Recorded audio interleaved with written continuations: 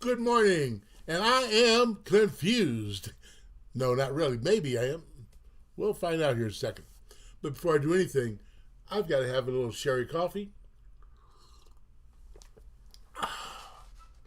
And I really do need my cookie this morning. I've not had my breakfast. 3, 2, 1, call it good.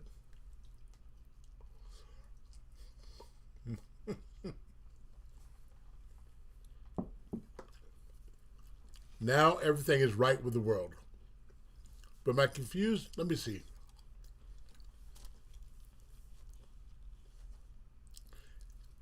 We titled this Count It All Joy. And it comes from James chapter 1, verses 2 through 4. Here's what it says. Consider it pure joy, my brothers, whenever you face trials of many kinds, because you know that the testing of your faith develops perseverance. Perseverance must finish its work so that you may be mature and complete, not lacking anything. How can I say trials and tribulations and frustrations and aggravations are pure joy unless I've got the wrong definition for joy? It's quite possible. So what does it mean by joy? It's not the same term as happiness, or maybe it's kind of related to joyful. But I think it's the outcome that brings the joy and the maturity. I think we live so much in our world today for self, for pleasure, for ha-has and good times, for cookies.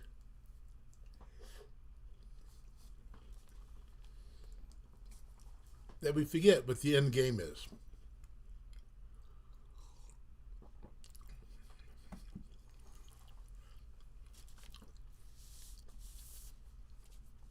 The end game is to please the Lord our God.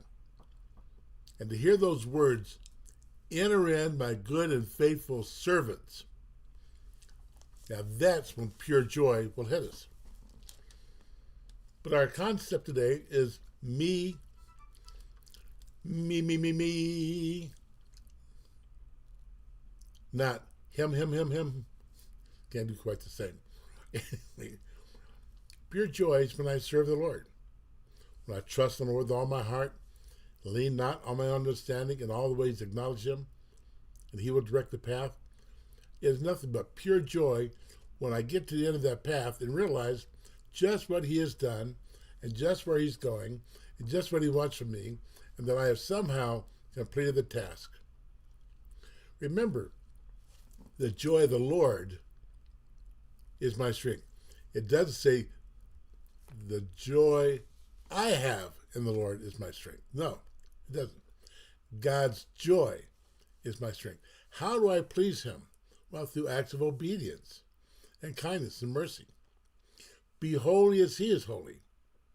When we live a godly life, when we strive to live according to the Holy Scriptures, when we strive to be people full of the gifts and the fruit of the Spirit, then it might be possible to know joy. Why? Because we're living the ordained life. The ordained. Say it with me. Ordained life. What does Yeshua say? He says, I've come to have life and life more abundant.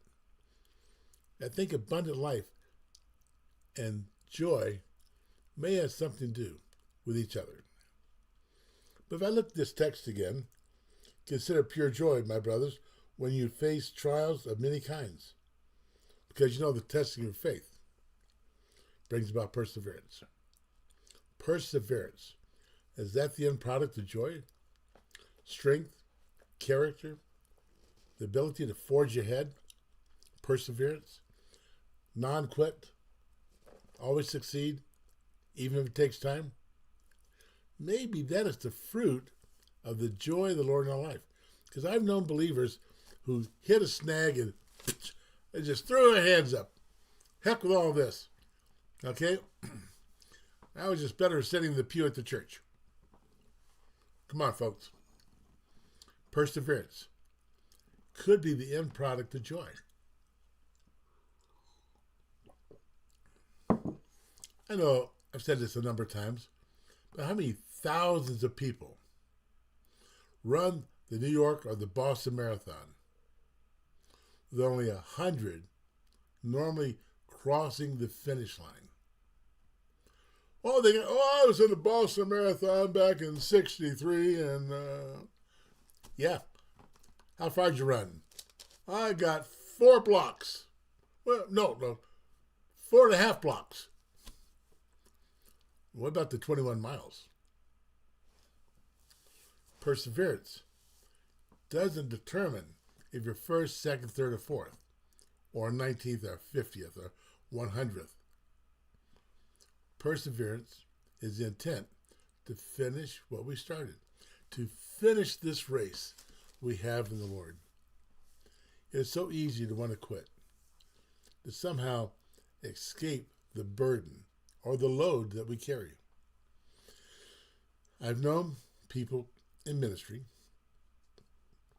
who, for various reasons, lacked perseverance and left their first love. You know, it reminds me of a particular person I won't name. You wouldn't know him anyway, I don't think, who loved his wife.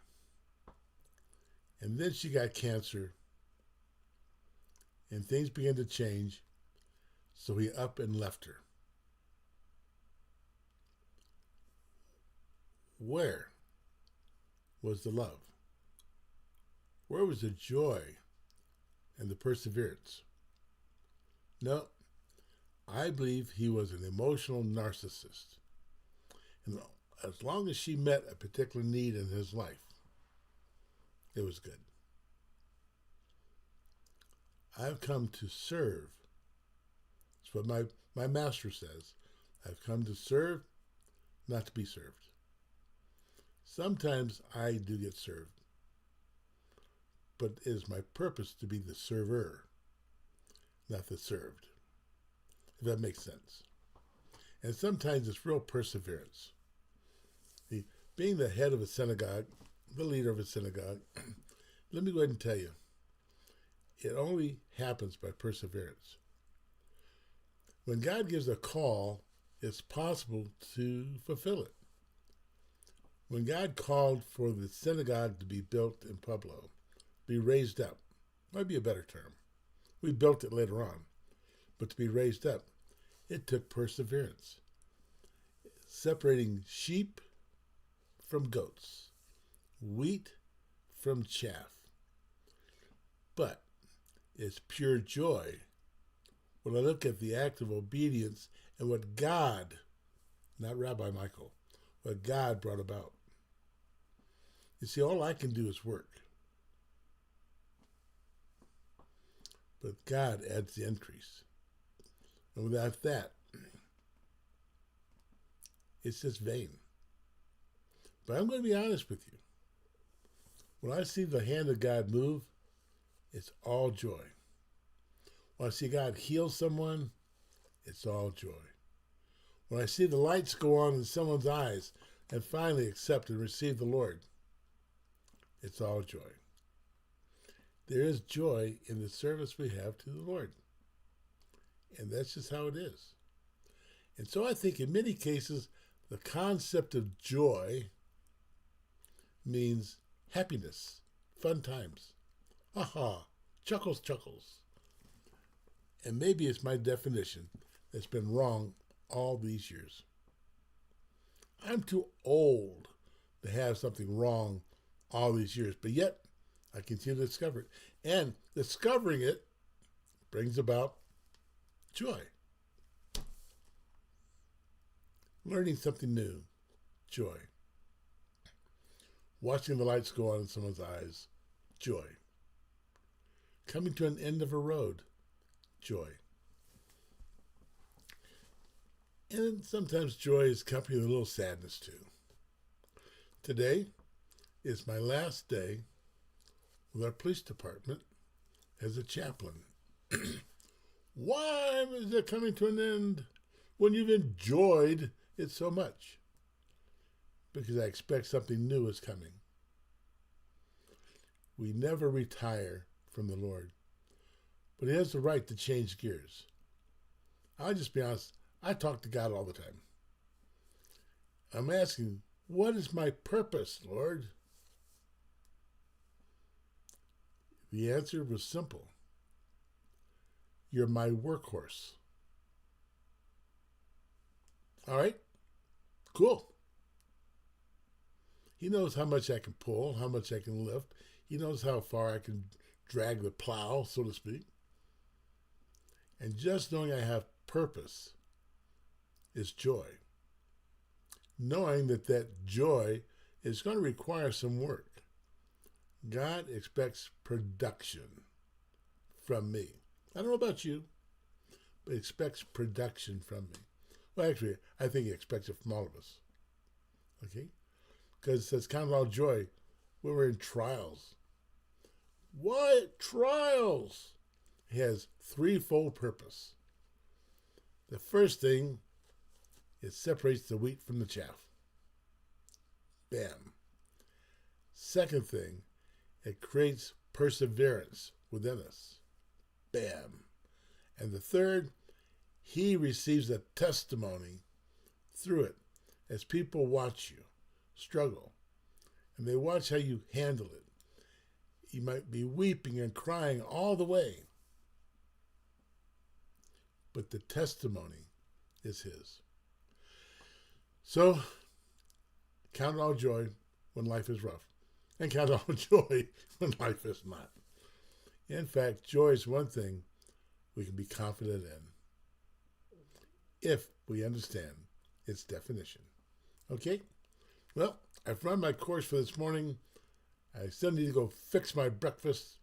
But let me go ahead and ask you to join us one more week for the bad boys of the Bible. I took Herod. I'm not sure which one Rabbi Rittenhouse has taken, but I took Herod. Also, we're starting on developing a whole new format for Thursday night. Please join us. If you would, hit some buttons, like, share, follow, and donate, because we are moving to other platforms. Finally. All right? So may the Lord bless you, and keep you, and cause His face shine upon you. May the Lord be gracious unto you and lift up His countenance to you. May He give you peace in Yeshua's name. Amen. Amen.